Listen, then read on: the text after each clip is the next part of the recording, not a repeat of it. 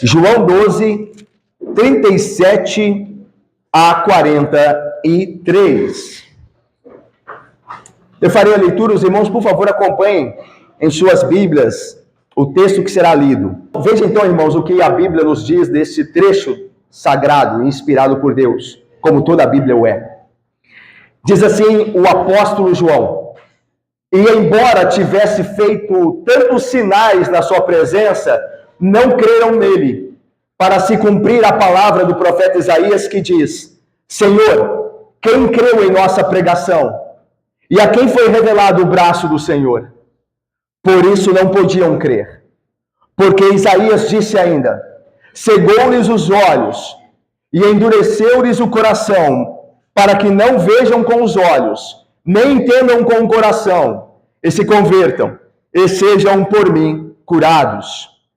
Isto disse Isaías, porque viu a glória dele e falou a seu respeito. Contudo, muitos dentre as próprias autoridades creram nele, mas, por causa dos fariseus, não o confessavam, para não serem expulsos da sinagoga, porque amaram mais a glória dos homens do que a glória de Deus. Vamos orar? Ó Deus santo e bendito, tua palavra foi lida, ó Deus, agora abençoa-nos para que a preguemos fielmente e, ouvindo-a, ó Deus, o Santo Espírito aplique a tua palavra em nosso coração, para que nós, ó Deus, crendo e amando o Senhor Jesus Cristo, crendo que Ele é a vida eterna, ó Deus, nós tenhamos coragem, ó Pai, de confessá-lo, professá-lo diante dos homens. Porque, ó Deus, nós sabemos que não devemos amar a glória dos homens, mas a glória do Senhor, Rei, Salvador, bendito, eterno, o Senhor Jesus Cristo. Ajuda-nos, ó Pai. Nós te oramos assim, na condução do Espírito Santo e em nome do Senhor Jesus, com perdão dos pecados. Amém. Irmãos, Luiz, no domingo passado, nós vimos aquilo que seriam as últimas palavras do Senhor Jesus aos judeus. Lembram-se? Jesus, ele exortou aos judeus que o ouviam a andarem na luz. Por quê, Cláudia? Porque a luz, minha irmã, seria dentro em breve retirada do meio deles. Então eles deveriam aproveitar a oportunidade enquanto ali estava André e Gustavo e Ana, a luz que vindo ao mundo, que é Cristo, ilumina todo o homem. A verdadeira luz seria retirada do meio deles através da morte de Cristo. Cristo seria retirado deles. Então eles deveriam aproveitar enquanto ainda havia ou era tempo. A partir desse ponto, então, onde Jesus os exorta a fazer isso, antes que seja tarde demais, a partir desse ponto, o Senhor Jesus Cristo se retira do meio deles. Olha só o versículo 36, que foi o último do sermão de domingo passado. Enquanto tendes a luz, disse Cristo, crede na luz, para que vos torneis filhos da luz. E aí veja o que João diz. Jesus disse estas coisas e, retirando-se, ocultou-se deles. Então aqui é um momento, Aline, Jorge e Moisés, definitivo. Por quê? Porque a luz agora, tendo-os advertido, se oculta deles, se retira do meio deles. Então eles deveriam tomar uma posição. E a posição que eles tomaram foi não crer na luz. Mesmo diante da luz, da maravilhosa luz, da única luz que salva o homem, eles decidiram não crer. E é esta resolução que esses judeus tomaram diante da luz é que João agora comenta. Os versículos que nós lemos, de 37 a 43, é um comentário do apóstolo João, o autor desse evangelho, a este fato. Que fato? Da incredulidade dos judeus diante da luz que é Cristo. Ele vai comentar isso. Ele vai revelar teologicamente no que isso implica para aqueles homens, não só daquela época, mas de hoje também. O que significa para os homens de hoje, que tendo a luz, rejeitam a luz. Então, João vai fazer um comentário sobre isso. Vamos então ver como começa. Olha o versículo 37. O que João comenta. E embora tivesse feito quem? Jesus. Tivesse Jesus feito tantos sinais na sua presença de quem? Daqueles judeus. Eles não creram nele. Irmãos, nem mesmo os milagres, lembra-se, nós vimos há pouco tempo, a ressurreição de Lázaro, o homem que havia 4 dias morto, pela palavra de Cristo, saiu do sepulcro, saiu da tumba e reviveu. Que milagre, irmãos! Convenhamos, não se vê isso todos os dias. Que portentoso milagre! Mesmo assim, mesmo milagres deste calibre, deste portento, não tinham, de fato, poder, não se mostraram ser capazes de gerar fé no coração daqueles homens. Os sinais, os milagres, que tinham sim propósito de levar e conduzir a fé do homem em Cristo Jesus, não se mostraram naqueles homens poderosos o suficiente, ou de fato canais, instrumentos, sinais que os levassem a Jesus Cristo. Aqueles homens resistiram às maravilhas e os sinais que Jesus Cristo fez enquanto estava no meio deles. Esses homens pareciam com o povo do Egito. Esses homens eram como aqueles hebreus que saíram do Egito. Porque aqueles hebreus também viram que, Tânia, sinais e maravilhas. E todos eles não creram, a maioria deles, fora Josué e Caleb, e suas famílias que entraram na terra prometida. A geração que havia saído do Egito morreu toda, com exceção de Josué e Caleb. Mas por que morreram? Porque não creram diante dos sinais e maravilhas. Olha o que o salmista diz. Nossos pais no Egito não atentaram às tuas maravilhas. Eu estou lendo o salmo aqui. Os irmãos ouçam, por favor. Não se lembraram da multidão das tuas misericórdias e foram rebeldes junto ao mar, o mar vermelho. Veja, os nossos pais lá no Egito não atentaram às tuas maravilhas. Eles não creram diante das maravilhas. Veja o que Neemias também denunciou.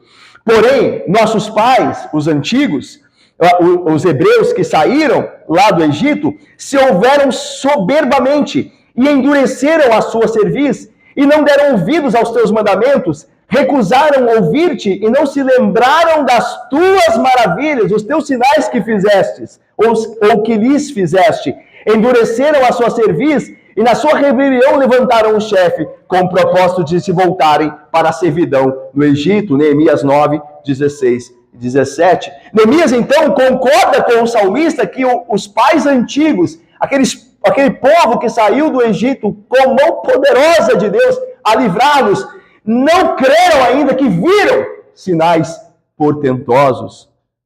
Basta nos ir a Êxodo, a Números, ao Pentateuco ali, após a saída do Egito, para você ver que aquela geração que viu aqueles sinais estava murmurando contra Deus e contra Moisés, seu servo. Meus irmãos, ainda que sinais e maravilhas proclamem a glória do Senhor, e o fazem, quando nós vemos nas páginas da Bíblia as maravilhas e milagres de Deus, nós glorificamos a Deus. Quando nós vemos milagres que Deus opera hoje, segundo a vontade dele, o seu querer, nós também glorificamos a Deus. Então, os sinais e maravilhas, sim, servem para proclamar a glória do Senhor.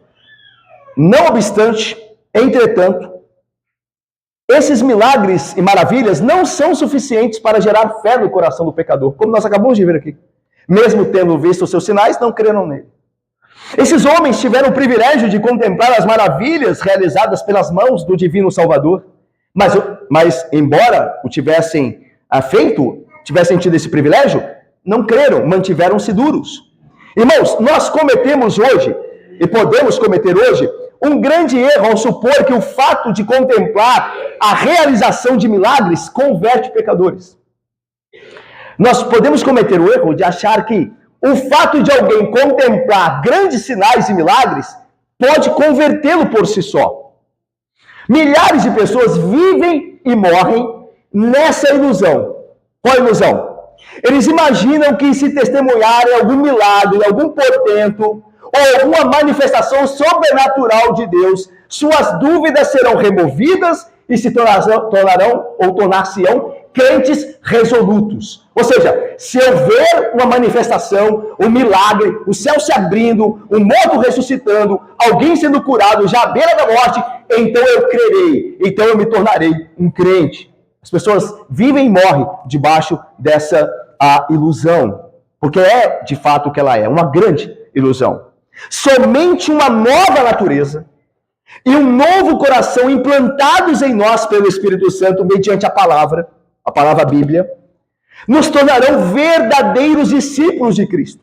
Sem a ação do Espírito e da palavra, nenhum poderoso milagre pode fazer nada em nosso coração. Sem isso, irmão, sem o Espírito e a palavra agindo em nós, um poderoso milagre pode criar uma empolgação temporária, mas ainda assim esse sentimento passará. E nos encontraremos novamente tão frios e incrédulos como outrora. E não é verdade? Você sabe que é verdade. Talvez você tenha conhecido alguém já que passou por um grande livramento da mão do Senhor. Ficou claro que o Senhor é que o livrara. E aquela pessoa nos primeiros dias do livramento, empolgada com aquilo, disse, não, eu quero consagrar minha vida a Deus. Eu quero ir à igreja. Eu não sou crente não, mas eu quero ir à igreja agradecer a Deus pelo milagre que ele fez. E aí, durante alguns dias, durante talvez alguns meses, você o vê na igreja. Mas depois você o vê esfriando, deixando de vir. E então ele novamente se entrega ao mundo e se vai. Talvez você já tenha sido testemunha de algo assim. Porque o milagre, ainda que venha de Deus, e ainda que proclame a glória de Deus, não pode por si só salvar ninguém. A prova é de que esses homens viram os sinais e maravilhas, como o povo do deserto viu. Mas morreram todos em seus pecados. Tem uma parábola que Cristo conta, que eu acho que é magnífica para ilustrar isso. É a parábola do rico e do mendigo. O mendigo tinha como nome Lázaro. Eu vou ler a parábola. Ora, disse Jesus, havia certo homem rico que se vestia de púrpura e de linho finíssimo, e que todos os dias se regalava esplendidamente.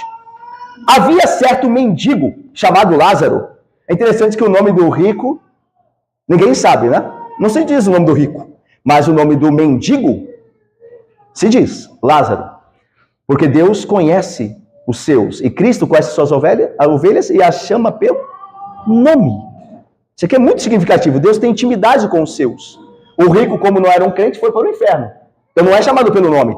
Mas o mendigo crente foi ao céu.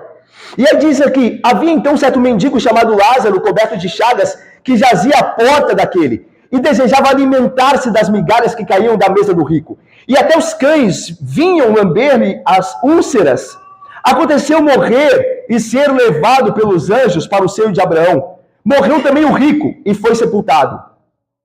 No inferno, estando em tormentos, levantou os olhos e viu ao longe Abraão e Lázaro no seu seio. Então, clamando, o rico disse, Pai Abraão, tem misericórdia de mim e manda Lázaro que molhe em água a ponta do dedo e me refresque a língua, porque estou atormentado nesta chama. Disse, porém, Abraão, Filho, lembra-te de que recebeste os teus bens em tua vida e Lázaro igualmente os males. Agora, porém, aqui ele está consolado, tu em tormentos. E além de tudo, está posto um grande abismo entre nós e vós, de sorte que os que querem passar daqui para vós outros não podem, nem os de lá passar para nós. Então replicou o rico, Pai, eu te imploro que o mandes à minha casa paterna, porque tenho 5 irmãos, para que lhes dê testemunho, a fim de não virem também para esse lugar de tormento. Fica claro aqui a imagem, não é? O rico, então, pede primeiro que Lázaro seja enviado pelo pai Abraão para refrescar-lhe a língua do seu sofrimento. E o pai, Abraão, diz, não, é impossível que os que estejam aqui passem para aí e os daí passem para cá. Ou seja, no inferno não haverá o mínimo de consolo, o mínimo de graça, só o tormento e a ira de Deus eternamente. Hoje os ímpios têm consolo, graça comum. Eles têm os privilégios de morar no mundo de Deus, habitar no mundo de Deus. Tem a alegria da família, tem a alegria do salário. Deus deu a eles, mesmo sendo maus, Isso mostra como Deus é bom e suporta e tolera até os vasos preparados para a perdição, como diz Paulo. Mas no inferno nada será dado, a não ser indignação e ira para a eternidade. Por isso que ele diz, uma gota apenas. Isso lhe é negado. Nenhuma gota. Mas aqui o ponto é que, tendo então esse desejo negado, este rico no inferno diz, então permita que Lázaro vá aos meus irmãos e os avise. Seria um grande milagre, certo? Convenhamos. Já pensou? Uma casa, uma família que não se converteu ao Senhor receber a visita de um homem que havia morrido, vindo do próprio céu para dizer a eles, convertam-se. Certo? Mas olha o que Deus responde através do pai Abraão aqui no caso. Diz assim, respondeu o pai Abraão. Diz assim, eles têm, esses que estão vivos, seus parentes lá, com quem você se preocupa, eles têm Moisés e os profetas, ou seja, eles têm a Bíblia. Moisés e profetas é a Bíblia. Pentateuco e os profetas. Eles têm as palavras de Moisés e dos profetas. Ouçam-nos, ouçam a Bíblia, ouçam a pregação e creiam. Eles já têm aquilo que pode salvá-los. Ouçam-os. E aí o pai Abraão continua. Continua o rico. Não, pai Abraão, não basta ouvir a lei e os profetas. Se alguém dentre os mortos for ter com eles, arrepender-se-ão, diz o rico no inferno. Abraão, porém, lhe respondeu, se não ouvem a Moisés e aos profetas, tampouco se deixarão persuadir, ainda que ressuscite alguém dentre os mortos. Se eles não ouvem a pregação da poderosa palavra de Deus e não se convertem, nenhum morto indo ter falar com eles, eles mudarão, eles se arrependerão. Isso aconteceu no capítulo 11 com Lázaro, irmãos. Eles viram Lázaro ressuscitado, era o testemunho da glória de Cristo, e eles terminam o capítulo, eles planejando como vão matar Jesus. Você acha mesmo, eu e você, ainda achamos que o milagre pode converter alguém? Sem o Espírito de Deus e a sua palavra. Por isso que eu digo, irmãos, eu já disse isso aqui algumas vezes, eu não quero enganá-los, viu? Se a pregação do Evangelho, domingo após domingo, não tem me mudado e te mudado, não há esperança para você.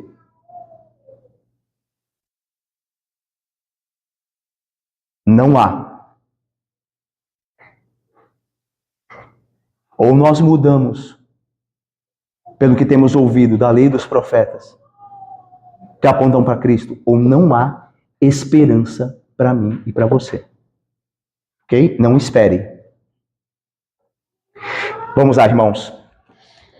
É preciso de uma explicação do porquê tanta dureza, certo? De onde vem tanta frieza, tanta dureza? E João passa a explicar o porquê que eles não creram, ainda que viam tantos sinais e milagres. Olha o versículo 38. Eles assim se comportaram, assim eles fizeram, para se cumprir a palavra do profeta Isaías que diz, Senhor, quem creu em nossa pregação e a quem foi revelado o braço do Senhor? Por isso, continua João, não podiam crer, porque Isaías disse ainda, cegou-lhes os olhos e endureceu-lhes o coração, para que não me vejam ou não vejam com os olhos, nem entendam com o coração, e se convertam, e sejam por mim curados. Meus irmãos, essa declaração é solene, e ela deve estar envolta ou cercada de reverência.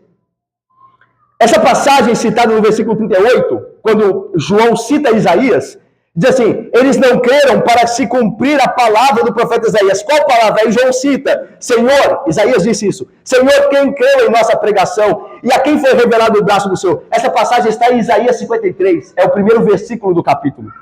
E ali, o profeta demonstra a rejeição do servo do Senhor pelo seu próprio povo. Deus enviaria o seu servo, que é Jesus Cristo, tá? Em Isaías, o servo de Yahvé é Jesus Cristo que viria, como veio de fato. Deus enviaria o seu servo, mas eles não creriam nele. E é o que está acontecendo. Porque Isaías diz, eles viram, apesar de verem os seus sinais e milagres, não creram nele. Então, ou seja, isso agora, esses judeus não estão crendo em Jesus para se cumprir o que disse o profeta Isaías. Quem creu em nossa pregação? E a quem foi revelado o braço do Senhor? João aqui não está dizendo que o que aconteceu fez com que as Escrituras se cumprissem. Mas é o inverso. Ele está dizendo que por causa das Escrituras, aquilo agora se cumplia. As Escrituras, a promessa de Deus, a profecia sobre os homens não crerem no Messias, está se cumprindo porque Deus disse que assim seria. Irmãos, esses homens foram escolhidos por Deus para não crer. Deus os amaldiçoou para que não crescem. Deus os escolheu para que fossem deixados em sua incredulidade. Veja que Deus não colocou incredulidade no coração deles. A incredulidade no coração deles foi resultado da queda. Porque eles caíram lá, porque nós caímos, a humanidade, assim por dizer, caiu em Adão, então nós ficamos cegos, incrédulos. Então não foi Deus que colocou a incredulidade, embora tivesse planos para ela, desde a eternidade. Mas não foi Ele que fez nascer a incredulidade no coração do homem. Jesus diz, é do coração do homem que procede essas coisas. Não é de Deus, Jesus diz, é do coração dos homens que procede essas coisas. E o que Deus fez diante dessa incredulidade? Os condenou. Por causa dessa resistência deles, Deus os entregou à condenação, à maldição, para que tendo olhos, não vissem, ouvidos, não ouvissem, e não se convertessem, e não fossem salvos. Aqui é uma coisa muito importante. Ainda que nós vemos a soberania de Deus aqui em preterir alguns, por causa da sua incredulidade, é preciso lembrar que eles não foram preteridos por Deus, porque sendo inocentes, mas por causa da sua própria incredulidade. O versículo 37 deixa isso claro. Olha o versículo 37, ele diz assim, olha, o versículo 37 diz, embora tivesse Jesus feito tantos sinais na sua presença, não creram nele. É eles que não creram. Eles são responsáveis. E aí no versículo 43 diz assim, eles não confessavam a Jesus porque amaram mais a glória dos homens do que a glória de Deus. Ou seja, ainda que Deus é soberano, ainda que Deus decida preterir alguém da salvação, essa pessoa preterida não é uma santa. Ela é incrédula. E Deus tem todo o direito de preterir essa pessoa se Ele quiser. Ele tem base para agir. Porque essa pessoa não quer crer. Nós também não queríamos crer. Só que Deus quis. Desobrigado para com todos. Ou seja, não debaixo da obrigação de nenhum de nós. Deus quis nos salvar. Deus quis nos fazer ver. Mas por graça, Ele não tinha a obrigação de fazer. É por isso que nós o agradecemos e louvamos e dizemos, Senhor, obrigado pela Tua graça que eu não merecia. É isso, irmãos, estão falando. Nós também éramos cegos, nós também não víamos, mas Ele quis pela graça nos fazer ver. Só que Ele quis não fazer outros verem. E Ele tem base para agir. Por quê? Porque os outros são incrédulos, os outros o odeiam. Veja só como essa dinâmica acontece em Faraó. Lá em Êxodo, lembra quando diz a Bíblia que o coração de Faraó é endurecido? Lá, vou ler para vocês 2 versículos. O primeiro fala que Deus endureceu o coração de Faraó. Olha só o versículo. Porém, o Senhor endureceu o coração de Faraó, e esse não ouviu como o Senhor tinha dito a Moisés. Êxodo 9, 12. Então o primeiro versículo é, o Senhor endureceu o coração de Faraó. Certo? Agora, olha o outro versículo, ainda sobre Faraó e esse endurecimento. Tendo visto Faraó que cessaram as chuvas, e as pedras e os trovões, tornou a pecar ele, e endureceu o seu coração, ele. Êxodo 9, 34. Num lugar diz que o Senhor endureceu, no outro diz que ele, Faraó, é que endureceu. Porque são as duas coisas aí que estão acontecendo aqui. Ou seja, Deus endureceu no sentido de deixar, segundo a sua escolha, o homem no seu pecado. Ele não fez nada para tirar de lá aqueles homens. Porque Ele quis assim, Ele tinha base para agir assim, é só justiça. Ele não tem que salvar ninguém. Se Ele tem que fazer uma coisa, é condenar. Porque pecadores merecem a morte. Então, se Ele for justo, Ele vai condenar todo mundo. Mas Ele não é só justo, Ele é gracioso também. Ele salva o pecador que Ele quer. E, ao mesmo tempo, isso não exclui a responsabilidade do pecador. Então, por isso que em Êxodo você vê Deus endurecendo o coração de Faraó, ao mesmo tempo Ele endurecendo, porque são as duas coisas. Deus decide quem será salvo e não, E aquele que não será salvo porque tem responsabilidade. Ele escolheu não crer. E Deus escolheu deixá-lo em sua incredulidade, porque ele tem direito de fazer isso. Ele não é obrigado. O que Paulo vai dizer? Que diremos nós pecadores? Deus é injusto porque não nos escolheu? Veja, que lugar, para usar um termo aí então, né? Que lugar de fala você tem diante de Deus? E aí sim, não tem lugar de fala mesmo. Que lugar de fala nós temos? Para poder falar com Deus, você é injusto, tem que escolher fulano. Se todos nós merecemos o inferno.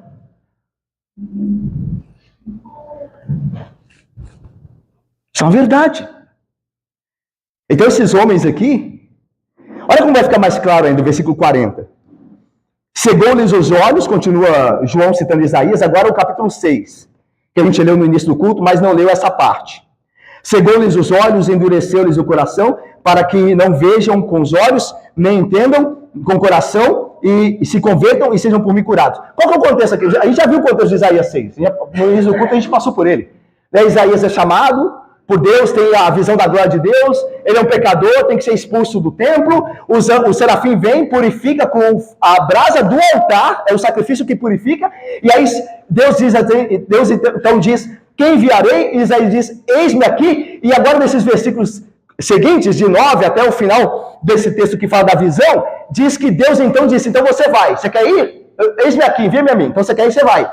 Mas olha a missão que Isaías tinha. Então disse Deus a ele, vai e diz a este povo, ouvi e não entendais, vede, mas não percebais. Torna insensível o coração deste povo, endurece-lhe os ouvidos e fecha-lhe os olhos. Interessante olhos, né? Porque João está dizendo assim, embora tenham visto as maravilhas, olhos, não creram nele. E Deus diz a Isaías, fecha-lhe os olhos para que não vejam. Então, continuando o texto. Para que não venha a ver com os olhos, a ouvir com os ouvidos e a entender com o coração e se convertam e sejam salvos. Isaías 6, 9 e 10.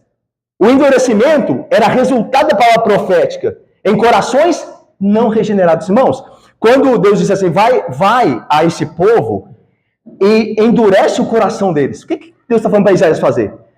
Deus está falando para Isaías que Isaías fizesse a pregação do evangelho. Só que o que acontece quando a pregação do evangelho é dispensada, é colocada, Bruno, e Silvia, e Anésio, e José, e Diácono Gessé, e meu irmão João Paz? O que acontece quando o evangelho é colocado sobre corações rebeldes? Se Deus não agir pela graça, o que acontece? O coração rebelde se endurece mais. Aí você sabe disso. Porque você já falou do evangelho para pessoas que ao ouvir se endureceram mais ainda. Você sabe disso. É uma experiência nossa essa. Não é o evangelho que está endurecendo, que o coração que era bonzinho. Aí foi lá, pegou o evangelho, o coração bonzinho ficou duro. O coração já era duro, ficou mais ainda porque ouviu o evangelho. E quando a pessoa não tem o coração transformado pela graça de Deus, o que vai fazer, o que dará como resposta ao evangelho? Dureza maior ainda! E é isso que está dizendo aqui. O castigo aqui, do endurecimento que Deus faz, e está fazendo com aqueles judeus, e faz ainda hoje, não é apresentado como se Deus estivesse fazendo uma manipulação caprichosa, algo robótico, ou moralmente arbitrário, como se o ímpio tivesse, eu quero tanto amar a Deus, e estivesse falando sinceramente, né? Eu quero tanto amar a Deus, não, você não vai me amar, você vai para o inferno.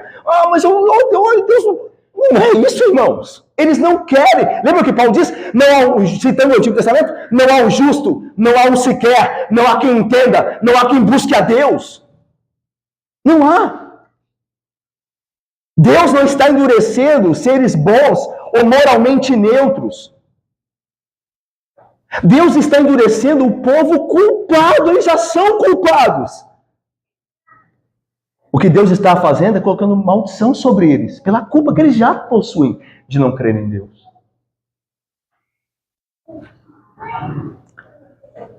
Eu vou aplicar aqui. Esses textos, essas verdades, nos apontam a terrível dureza do coração humano. Nós estamos lidando com a terrível dureza, profunda dureza do coração humano. a predominância da incredulidade e indiferença em nossos dias para com Cristo não deveria causar-nos surpresa. Essa incredulidade apenas evidencia a fundamental doutrina da completa depravação do homem. Ou seja, porque eles resistem, a Bíblia está certa, porque disse que resistiriam. Sabe por que nós ainda nos surpreendemos? Quando alguém recusa o evangelho, quando alguém vem para a igreja, tal, aparentemente com boas intenções, aí a palavra da verdade expõe os seus pecados, ele sai irritado. Sabe por que nós ainda ficamos sem entender, muitas vezes, podemos ficar sem entender? É porque nós não conhecemos bem ainda a doutrina da depravação. Que os homens que não são transformados pelo Espírito vão responder desse jeito aí.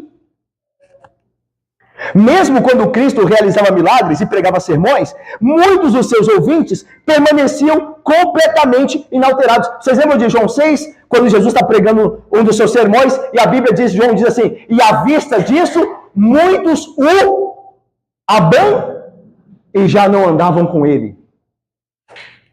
Porque é isso que acontece com aquele que não é regenerado, irmãos. Porque a depravação do coração do homem é profunda. É terrível. Que direito temos de nos admirar se os ouvintes modernos, nossos ouvintes hoje, em muitas ocasiões, permanecem incrédulos? Nós ainda nos admiramos com isso? Jesus disse que o discípulo não está acima do Senhor. Ou seja, se o Senhor Jesus foi rejeitado em sua pregação, a gente espera que nós sejamos totalmente aceitos. Se os próprios ouvintes de Cristo não creram, quanto maior incredulidade devemos encontrar agora entre aqueles que ouvem os ministros do Evangelho?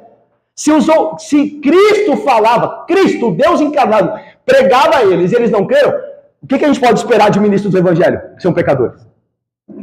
Maior incredulidade ainda. A não ser, Rose, que o Espírito Santo de Deus, e a nossa esperança é essa, e por isso nós pregamos, porque Deus salva, Deus transforma, converta o coração.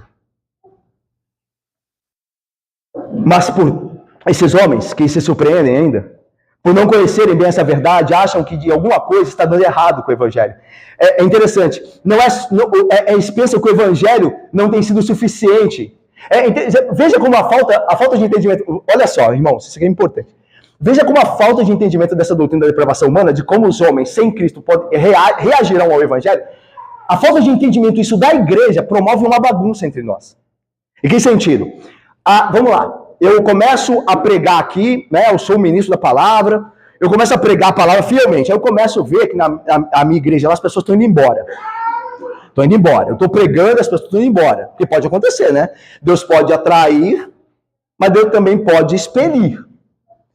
Aí as pessoas, alguns estão indo embora. Aí eu começo, no meu não entendimento da depravação, porque eles estão indo embora, porque o coração é assim mesmo. Aí eu começo a me questionar, será que eu estou pregando direito? Será que eu estou sendo muito duro? Será que eu tenho que colocar mais alguma coisa no culto fora a palavra? Porque a palavra não tem atraído mais. As pessoas estão indo embora. Talvez alguma coisa, alguns elementos aqui, uma banda, fazer um show, quem sabe? Então, por não entender a dureza do coração do humano, eu estou pensando que alguma coisa está dando errado. E não está dando errado. Será assim em muitos casos. E esse é o ponto. Não tem nada dando errado. Está dando errado para os que não creem. Mas no plano de Deus é isso mesmo que acontece. Algumas pessoas ouvirão o evangelho e vão rejeitar. Isso não é normal. Não tem nada errado com a igreja. Desde que ela esteja pregando fielmente. É isso que vai acontecer. Mas porque nós não conhecemos essas coisas, nós começamos a mexer no culto. Porque sabe qual é o problema, eu creio? É que nós somos orgulhosos demais. Nós queremos ser aceitos por todo mundo. Ninguém gosta de ouvir um não, não é verdade? Ninguém gosta de ver as pessoas indo embora da igreja. A gente gosta de ver as pessoas chegando. E não quer dizer que está errado gostar de ver pessoas chegando, por favor. Mas o problema é não estar preparado para quando alguns forem embora. Como foram quando ouviram Jesus e o abandonaram. E não mais o seguiam. As pessoas dentro da igreja, elas não estão prontas para suportar isso, porque são imaturas na Bíblia. Elas não estão preparadas para isso. Porque elas estão buscando a glória dos homens. Elas querem ver a igreja sempre cheia. Custe o que custar. Mas quando nós entendemos essas verdades, nós vamos pregar fielmente, pedindo a Deus que... Ninguém vai pedir a Deus, Senhor, manda embora o pessoal da minha igreja. Talvez, dependendo da igreja, alguns, né? Mas ninguém vai orar assim, Senhor, manda embora o pessoal da minha igreja. A gente vai orar, Senhor, traz os eleitos, enche a tua casa, para que a glória do Senhor resplandeça, para que o teu nome seja louvado. Deus pode atender, como tem atendido. Mas Deus também pode preterir alguns, por meio da palavra, ao coração incrédulo. Devemos estar preparados para isso também. Não tem nada de errado. Não está acontecendo nada de errado. Isso acontece mesmo. Esse é o ponto. Vou caminhar aqui para o final. Vamos ver só rapidamente um comentário sobre o versículo 43.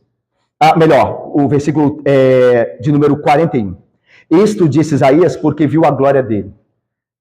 Isaías falou dessas coisas a glória de Cristo que brilhou no meio dos homens e os homens não reconheceram, e também do sofrimento de Cristo em ser rejeitado, lembra? Porque eles não estão crendo, então é a rejeição a Cristo. Isaías falou disso porque viu a glória de Cristo. A glória dele aqui é a glória de Cristo, porque o texto está falando de Cristo. Apesar de ter feito muitos milagres, quem? Cristo. Não creram nele. Não creram em quem? Cristo. Então Isaías viu a glória de quem? Logicamente, aqui no texto, de Cristo. E quando é que viu a glória de Cristo? Lá no capítulo 6 de Isaías, quando a gente leu no início do culto. Eu vi o Senhor assentado no alto e sublime trono. João interpreta, o apóstolo, que quem estava sentado no alto e sublime trono é o Cristo. E João viu a glória dele. E aí, Isaías viu a glória dele. E João, que também viu a glória dele, diz aqui, Isaías falou a seu respeito. Porque Isaías fala tanto da glória de Cristo quanto do sofrimento. E é justamente esse tema que está acontecendo aqui nesses capítulos. Lembra? Jesus diz assim, chegou a hora do Filho do Homem ser glorificado. Glória. E ao mesmo tempo, eu não estarei com vocês. Daqui a pouco eu serei tirado de vocês. Aí João diz assim, isso ele disse a respeito da sua morte, Marlinéia. Então, glória e sofrimento. É o que Isaías fala. Ele fala de glória e sofrimento. Porque Cristo é o servo de Yahvé, que glorifica o Pai e é glorificado por Yahvé. E ao mesmo tempo faz isso por meio de sofrimento. Então, João, é muito provável que João esteja pensando em Isaías, quando escreve essas coisas. Fora que Jesus Cristo é comparado com o próprio Deus aqui. Né? Porque Isaías disse que viu a glória de Deus. E João aplica isso a Jesus. Ele viu a Jesus. Ele viu a glória de Jesus. Então Jesus é Deus. Não pode ser menos. Ele tem que ser Deus. Segundo o testemunho das Escrituras. E agora eu termino. Vamos terminar com versículos 40, versículo de número 42 e 43. Vamos ler juntos? Aí terminamos? Leiamos. Contudo, muitos...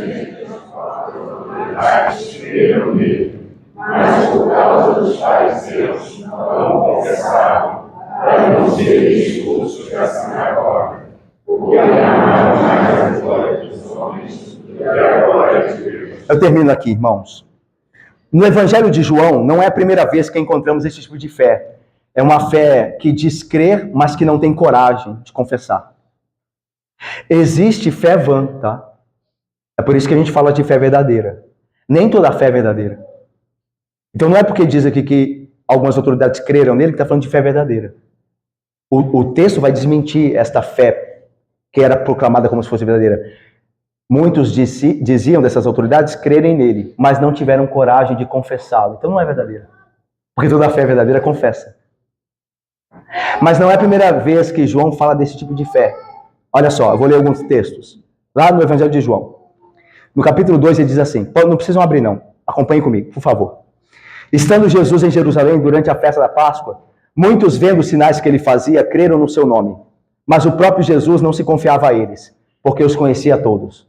Então não era verdadeira fé, porque ele não se confiava a eles. Mas eles dizem, o texto diz que eles creram de alguma forma no nome de Cristo. Mas essa fé era só de aparência, porque Jesus não se confiava a eles. Lá em João 6, que nós já estamos aqui, diz assim, à vista do discurso de Cristo, muitos dos seus discípulos o abandonaram e já não andavam com ele. Ora, para ser discípulo, pressupõe-se o quê? Que tenha fé. Mas aqui diz que esses discípulos já não andavam mais com ele. Então essa fé não era verdadeira. Aí, por fim, em João 8, diz esse texto aqui, a gente já passou por ele, é magnífico. Ele mostra, ele não quer enganar ninguém, nem a mim nem a você. Disse, pois, Jesus aos judeus que haviam crido nele. Ou seja, que professaram fé, que disseram assim, nós cremos em ti.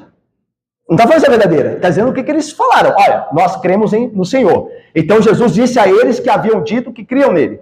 Jesus disse a eles, se vós permanecerdes na minha palavra, sois verdadeiramente meus discípulos. Ou seja, não basta só falar que crê em mim, não. Tem que permanecer na minha palavra. E aí continua. E conhecereis a verdade, e a verdade vos libertará. Aí esses mesmos que diziam ter crido, disseram assim, somos descendência de Abraão e jamais fomos escravos de alguém. Como dizes tu, sereis livres? Aí começaram a discutir com Jesus. Eles diziam, diz o texto, que aqueles que creram nele, ou que aparentavam crer, Jesus disse a eles, se vocês permanecerem na minha palavra, vocês são verdadeiramente meus discípulos. E se o Filho vos libertar, verdadeiramente sereis livres. Aí eles então falaram assim, peraí, que conversa é essa de libertar? Nós não somos escravos de ninguém. Nosso pai é o orgulho. Nosso pai é Abraão. Como diz, sereis livres. E aí Jesus começa a argumentar com eles e conversar e pregar a eles. E no final, Jesus está chamando eles de filhos do diabo. Começa o texto dizendo que eles creram. Mas no final, Jesus diz assim, vós sois filhos do diabo. Vocês dizem que, mas são filhos do diabo. E aí, meus irmãos? Aqui o texto diz, há pessoas que diziam ter crido nele entre as autoridades. Mas eles não tinham coragem de confessar a Jesus. Por quê? Porque estavam com medo de serem expulsos da sinagoga. Os líderes judeus já tinham avisado que quem confessasse o nome de Jesus seria excomungado. Olha só, vou lembrar disso lá em João 9, diz assim, quando chamaram os pais do cego para perguntarem se o filho era cego desde a infância mesmo, desde a nascença, lembra? Aí diz assim, lembra que os pais não se meteram na confusão? Os pais disseram assim, olha, ele já é adulto, ele já é grande, ele responde por ele. Os pais, abandonaram o próprio filho. É isso que você sente quando você mora na casa de pessoas não crentes. Você não tem apoio. Você está sozinho. Entre os da sua casa, mas você não está só. Lembram-se? Seu pai está sempre com você. Deus está sempre com você. Porque você crê verdadeiramente.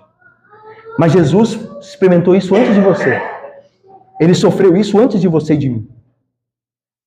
Ele sofreu incompreensão e injustiça. E o cego que creu nele, o ex-cego, também sofreu isso. Os pais foram chamados, os pais deveriam... Não é pai, gente, pai... Como diz o pessoal aí, não existe maior amor do que o de mãe. A minha mãe vai me defender aqui. Chama a minha mãe lá. Mãe, manda ver. Sei de nada não. Ok? Existe amor maior do que pai e de mãe. Embora o amor de pai e de mãe seja a expressão magnífica, bendita do amor de Deus. Mas o amor de Deus é maior. Porque ainda que uma mãe venha do seu filho, se esquecer, eu não me esquecerei de ti. Mas o ponto é que aquele cego, o ex-cego que foi rejeitado pelos pais, o texto diz que os pais o rejeitaram por quê? Aí o texto explica. Porque os fariseus, os judeus, já haviam decidido que se alguém confessasse ser o Jesus o Cristo, fosse expulso da sinagoga. Então já havia essa ameaça. É por isso que esses líderes aqui, alguns líderes aqui, creram em Jesus de boca. A ideia de crer que eles chegaram à conclusão que Jesus só podia ser o Cristo. Porque eles viram os sinais, eles viram o seu poder, eles viram o seu... Então a crença deles aqui é intelectual. Ele fala assim, gente, não tem como. Não dá para negar que esse homem não é o Cristo. O que ele está fazendo? Aí ele confere com as profecias. Então essa fé é intelectual. Mas não é verdadeira por quê? Porque é covarde. Ela é covarde. Ela reconhece intelectualmente que Jesus é quem diz ser, mas não está disposta a se comprometer com ele. Porque tem muito a perder, segundo ela. Vai perder a amizade do mundo, a glória dos homens, o reconhecimento do pessoal do trabalho. Então ele fica calado. É uma fé secreta. E essa fé secreta não basta. Sabe aquele negócio de eu amo meu trabalho, eu não falo de Cristo não, mas eu me comporto como cristão. Essa fé aí não basta. Sabe por quê? Porque ela pode proclamar errado o evangelho. As pessoas vão achar que você é um moralista. As pessoas vão achar que é possível não falar de Cristo e não crer nele, e ainda assim viver uma vida correta. Porque é o que eu e você fazemos lá. Nós não falamos de Cristo e vivemos uma vida correta. As pessoas vão assim, tá vendo? Fulano é tão íntegro, né? E eu não acho que ele é crente não, porque ele nunca falou de Cristo, mas ele é íntegro, tá vendo? Dá para ser íntegro sem Cristo. E é isso que eles vão entender. Por isso você tem que viver, obviamente, de integridade e falar de Cristo também. Porque a boca fala... A boca vai falar naturalmente do que está cheio. Ela não vai se segurar, porque o coração está cheio. Mas esses homens tinham uma fé covarde. E Jesus falou deles, falou assim, como vocês podem crer? Vocês que aceitais a glória uns dos outros, estão tão preocupados com a glória humana, mas não aceitam a glória de Deus. Como é que vocês podem crer, se vocês estão tão preocupados com o que os homens vão achar de vocês? Como é que você pode assumir um compromisso comigo, de Jesus salvífico, se você está tão preocupado com o que os seus amigos vão achar e vão falar, ou os colegas da faculdade, do trabalho, ou a sua vizinhança, ou a sua família, ou as pessoas que você admira? Você está preocupado com o que eles vão falar se você falar de Cristo? Como é que você pode crer? Você que ama tanto a glória do mundo, você que gosta tanto de ser bajulado por eles, você não pode. E eu termino com uma aplicação. Isso nos mostra o poder que o mundo exerce no coração dos homens. Evidentemente, aqueles homens do texto aqui estavam convencidos de que Jesus era o Messias. Intelectualmente estavam convencidos. A consciência e o raciocínio deles eram obrigados a admitir. Mesmo que em segredo, que ninguém poderia fazer o que Jesus fizesse se não fosse o Cristo. Mas eles não tinham coragem de confessar isso. Eles não se arriscavam em enfrentar o ridículo ou talvez a perseguição envolvidos com tal confissão. Eles não queriam pagar o preço. Eles sabiam que Jesus era o Cristo, mas eles tinham medo. Dessa maneira, covardemente, ficavam quietos e guardavam para si mesmos as suas convicções. E quais são, meus irmãos, hoje os tantos que agem da mesma maneira, infelizmente. Há milhões de pessoas que sabem muito bem a respeito do cristianismo, mas nunca o colocam em prática, com medo do que vão achar os outros. Sabem que deveriam tornar-se crentes resolutos e que não estão vivendo de acordo com a luz que possuem, mas o temor dos homens os impede de abandonar seu caminho. Essas pessoas temem ser zombadas, serem escarnecidas, desprezadas pelo mundo. Odeiam perder a reputação da sociedade, o afago dos seus amigos no trabalho, da sua faculdade, da sua família, e o julgamento favorável desses homens e mulheres semelhantes a eles é o que procuram. Por isso, nunca confessam a Cristo. E assim, elas passam os anos de sua vida, essas pessoas, ocultalmente intranquilas. Por quê? Por que intranquilas? Porque sabem demais acerca de Cristo para serem felizes no mundo. Ao mesmo tempo, amam demais o mundo para se darem a Cristo. Então, eles vão viver num senso de inadequação a vida inteira, de não pertencer nem a um, nem a outro, e serão condenados. Sabem demais sobre Cristo para poder estarem felizes no mundo. Ao mesmo tempo, amam demais o mundo para se envolverem completamente com Cristo. Como vencer isso? Eu termino. Como vencer isso? Como vencer a covardia? 3 coisas. Primeiro, creia verdadeiramente em Cristo e em quem Ele diz ser e o que Ele tem para você. Saber quem Cristo é e o que fez por nós e o que tem feito e aquilo que prometeu fará e não falhará, nos livra do medo, da covardia de confessá-lo entre os homens. Cristo é maior do que tudo. Se você conhecer a Cristo, você não vai mais se importar com a glória dos homens, porque a glória do Cristo é infinitamente superior.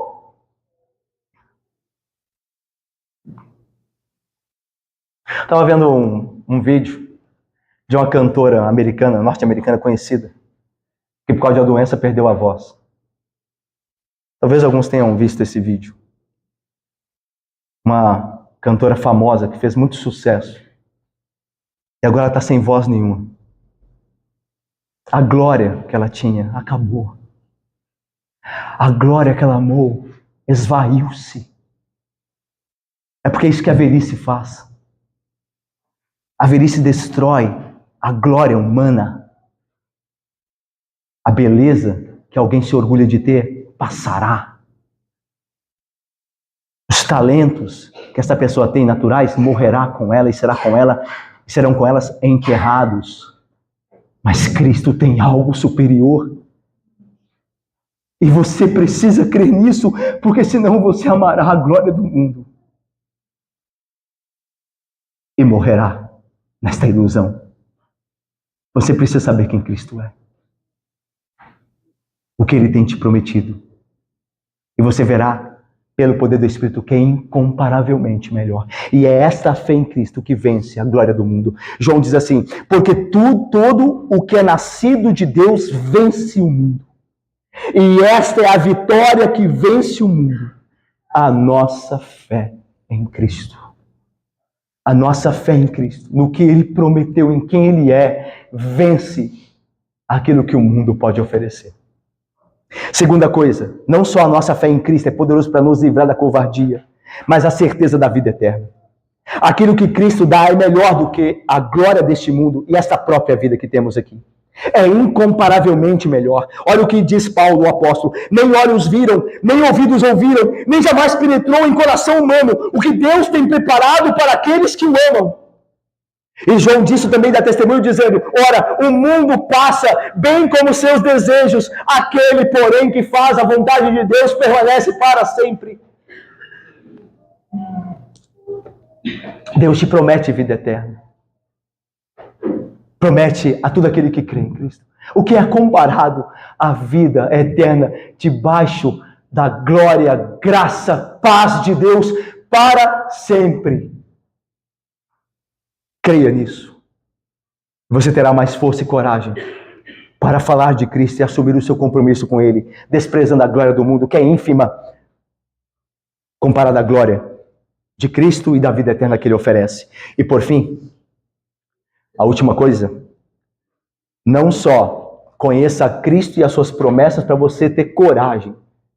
Isso te dará coragem de você crer em algo superior à glória deste mundo. Tenha certeza da vida eterna, que este mundo com a sua glória passará, mas aquele que faz a vontade de Deus, que é crer em Cristo e viver para Ele, tem a vida eterna. E por fim, lembre-se do juízo que virá sobre os covardes. E aí eu leio Apocalipse. Quando, porém, aos covardes, aos incrédulos, aos abomináveis, aos assassinos, aos impuros, aos feiticeiros, aos idólatras e a todos os mentirosos, a parte que lhes cabe será no lago que arde com fogo e enxofre, a saber, a segunda morte. Apocalipse 21, 8. O inferno, que é o estado debaixo da ira de Deus para a eternidade, não é preparado só para os abomináveis, os estupradores, por exemplo. É também para eles, se não se arrependerem. É também para eles. Não é só reservado aos assassinos. É deles também, se não se arrependerem. Aos feiticeiros, aos idólatras, não. Mas aos covardes também. Os covardes terão lugar ali. Preparado para eles. Às vezes eu e você somos constrangidos por causa da glória desse mundo a não falar de Cristo, e a gente acha que isso não é um pecado muito sério. Mas lembre-se, há um lugar no inferno para os covardes. Deus disse. Portanto, meu irmão, clame a Deus por Cristo Jesus, para que Ele te dê coragem, porque Ele tem algo muito superior a te dar do que a glória deste mundo. Clame por misericórdia, e Ele te dará misericórdia. E abrirá o seu coração e a sua mente para contemplar a sua glória. E você não falará de algo mais acima da glória de Cristo. Que Deus nos abençoe a ver esta glória e a falar dela. Em nome de Jesus. Amém.